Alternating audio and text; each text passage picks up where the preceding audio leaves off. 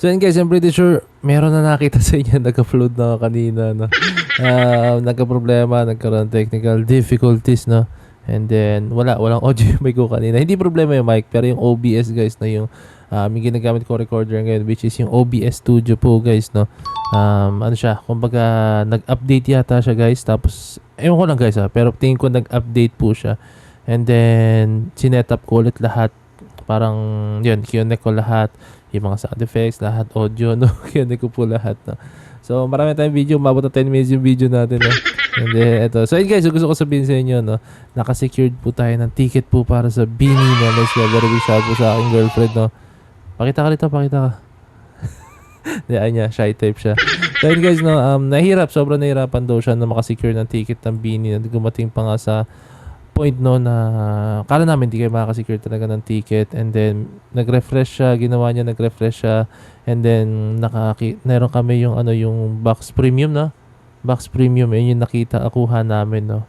And then sabi ko, sige, go muna yan, no? Noong una dadalawang isip ako, pero sabi ko, sige, go muna yan. Wala na, yan na talaga yung pinaka-available na ticket, go muna yan. And then yun, luckily naka-secure po kami, no? So, mahirap. Sino dyan yung mga nahirapan as in? So, comment down below kung ano yung experience nyo po, no? As in, and then, ayun. Yun lang naman, guys. So, kita-kits sa Signals World Tour ng Bini po, guys, no? So, ayun. Kita-kits doon, no? Ano bang mga, dyan, guys? Mga pwedeng gawin natin. Ito pala guys, nanood tayo ng video po ng Bini, no? Meron silang mga random clips guys, no? Meron silang mga random clips, and isa-isahin natin yung mga random clips po nila, no? Okay? Okay, itong video na to guys, manifesting sila dito, no? Na gusto raw nilang magkaroon na mga followers or mga, syempre yung mga nanonood ng concerts nila, no? Na yun nga, marami yung nanonood, like may light stick, lahat, no? So, tara panood na lang ito. Sports stadium kami, nakikita namin yung tao na may mga flashlights, ganun. Pag nakikita namin, sana sabi namin, minamanifest namin at sana dumating yung araw na ganun din yung kadaming tao pag nag-concert ang Bini, tapos lahat blooms talaga. Let's manifest. Darating yung araw na yun. Sana po, someday. Yan, di ba? Nakitang-kita nyo sa video. Nawala ng audio. Ay, sa video mismo guys. Sa video nawala ng audio. Ayan, di ba? Ang dami na. Kung dati sila yung lumalapit sa mga tao, and ngayon naman sila na po yung nilalapitan ng mga tao po talaga. No? Like, pag may concert, pag may announcement, talagang pupuntahan ng mga tao. Tulad natin, di ba? May concert sila, tayo yung talagang kahit hindi ako nahirapan, syempre yung girlfriend ko. Kahit siya nahirapan, no? Talagang ginaw pa rin natin, no? At the same time, they're all different. Kasi unique na sobra kami isa't isa. Yan, di ba? Yan, dumating pa sa point na meron na po silang mga sponsors, mga endorsements po guys talaga. Solid, di ba? Yun talaga, yun yung pinaka key ng Bini talaga. Para sa akin, pinaka-weapon talaga nila is consistency po talaga nila. Marami silang weapon, like syempre yung dancing ability nila, yung boses nila guys talaga napakalinis. And then yung pati yung pagiging as a dancer, no, pag nag-absorb sila ng sayaw, talaga napakalinis nila sumayaw, no. Pero for me yung consistency po talaga, no. Sa isang taon hindi sila mag-release ng siguro mga 5 to 8 songs, correct me if I'm wrong, no, nung mga time na yun guys, no. And then mga concerts, mga mall tours, and yun tuloy-tuloy po talaga sila, no. As in dumating pa nga sa point na kahit yung guys, yung dance competition na pinasinalihan ko guys, which is body rock competition guys, no, Asia, no. And yun, nag-perform ang Bini dun guys, no, as in guest po ang Bini. Doon sila na-meet, no.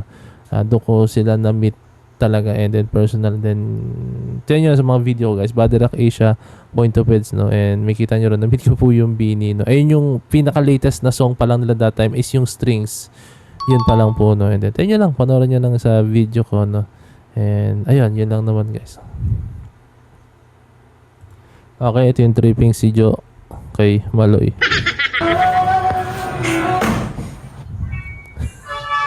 Ewan ko nag-guess niya yung nangyari, pero kumakanta si Maloy tapos kinatok ni Joanna.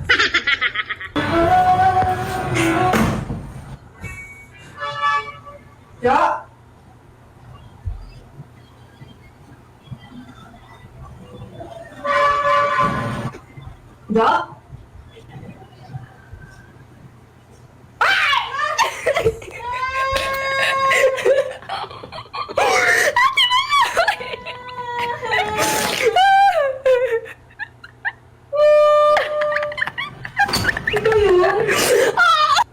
trippings ng mga to yun, no? Kahit mag-iiyakan na sila sa takot, talagang tuloy pa rin yung trip eh.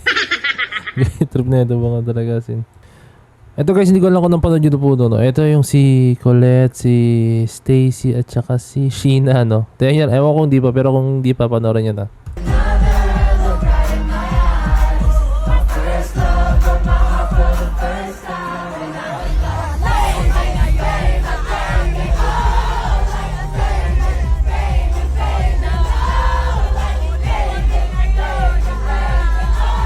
So yun guys, no, sa context guys, no, ewan kung alam nyo, pero dati, yung kanta ni Jovit Valdivino na wala ka man ngayon sa aking pili, kahit saan pinapasok po talaga siya pagpapasok na yung chorus, no. And isa pa nga sa sumikat doon is yung Baby na kanta ni Justin Bieber, no. So sobrang sumikat yun, pagpasok ng chorus biglang kanta bigla si Jovit Valdivino nung wala ka man ngayon sa aking pili. Okay, ganun.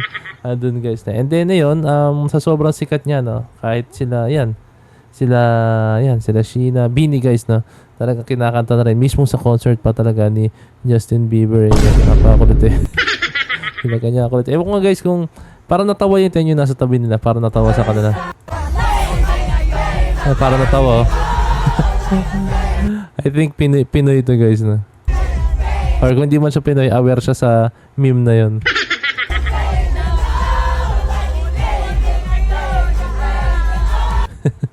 Grabe ito baka talaga. Okay, ito naman ano to, parang post to may post nito or video and then nag-comment si Sheena, no.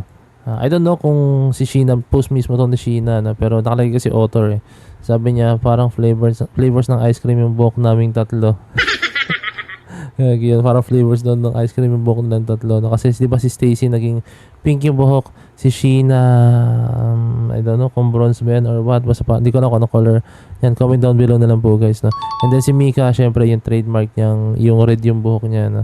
And then ayun, parang flavors ng ice cream, di ba? Kasi nagpakulay sila guys eh, nung magpe-perform sila sa Coachella. Before man, hindi sila sinasabing nung mismo nasa Coachella event pero yung bago sila pumunta, talaga pinagandahan talaga nila na nagpakulay sila ng buhok, no? Which is yun nga, sabi ni Sheena, mukha silang mga flavors ng ice cream. Okay. Ito naman, no, merong kamag-anak yata or kakilala si Sheena, no? Si Colette, no? Tapos, ito, basta tayo niya, napatarin niya. Para kamag-anak niya yata yan. Okay.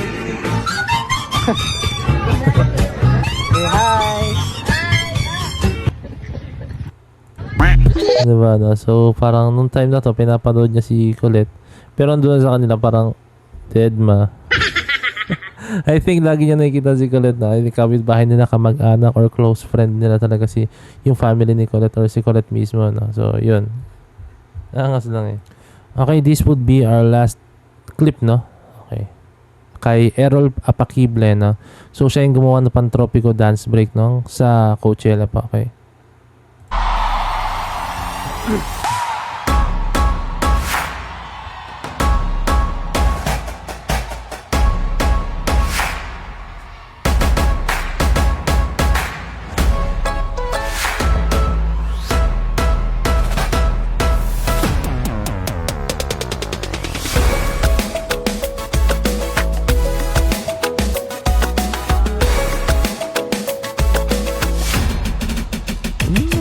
Sulit ng beat.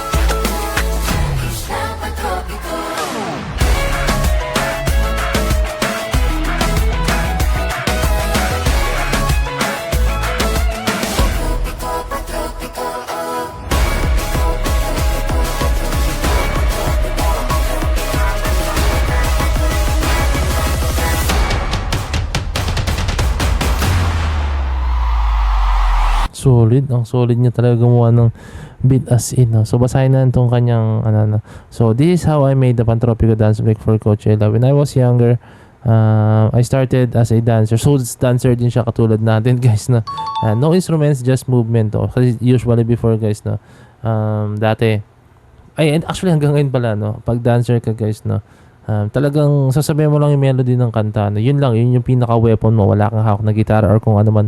Ang beat mo lang is yung sarili mo, yung movement mo po talaga no, yung sarili mo, kung paano mo i-present sarili mo as a dancer no. Although na ngayon guys meron na po like gumagamit sila ng mga props sa sa mga sayaw, sa mga set ng choreographies no.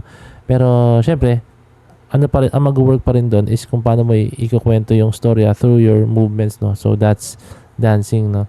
And then yun, maybe God really has a funny way of preparing me because in all things He worked for the good of those who love Him. Took long enough but worth it. I added kulintang. So yun guys, so sinabi ko na sa isang video ko na yun nga, merong cultural sounds or music tayo narinig sa concert mismo ng Bini sa Coachella no? To bring that Filipino sound to a global stage. Mabuhay ang musikong Filipino no? So yun guys no, to sum it up, solid ng kanyang ginawang kasi may nakarinig tayo doon electric guitars, may narinig tayo doon yung kulintanga, may narinig tayo doon mga drums as in iba't ibang elemento ng drums or type of drums no. May narinig tayo doon yung parang yung sa drums mismo, drum set, tas meron ako doon yung may mga echo na sounds to, yung parang pang talaga siya, pang concert po talaga no. And then andun din guys yung mga unpredictable na mga pasok na mga melody no, and then yung sounds and yung boses mismo ng Bini boom, biglang pasok ng drop no. So maganda rin guys, hindi siya steady na porket dance break dapat malakas agad. Hindi, yung ginawa niyang atake is pag ganun talaga guys no. Iba-iba, may dynamics po talaga yung ginawa niya ron no. So which is very good po guys. So, which is good po talaga dahil sa kahit ano naman guys, sa movie or kung ano man, kailangan may dynamics siya. Hindi pwedeng all throughout is ganyan siya kataas or kailangan meron din time na bababa, kailangan may angat. Parang pag ganun dapat siya guys no? Para may laro yung storya, hindi siya nakaka-boring, may laro din yung pinaka-movement ng music no, and yung feels ng music. So yan lang guys, ulitin ko guys, see you po sa concert sa Signals World Tour ng Bini no, and I hope na magkita-kita tayo doon and then magkamustahan tayo doon and let's go. So yun guys, kung meron po kayong mga requests, kindly leave a like, subscribe, and kindly ring down notification bell para nyo po pag release ng bagong video no. And then nga, kung may request kayo, comment kayo down below no, sa mga random clips, funny clips ng Bini no, or mga dance practices no. So it is important signing out. Peace. That's it.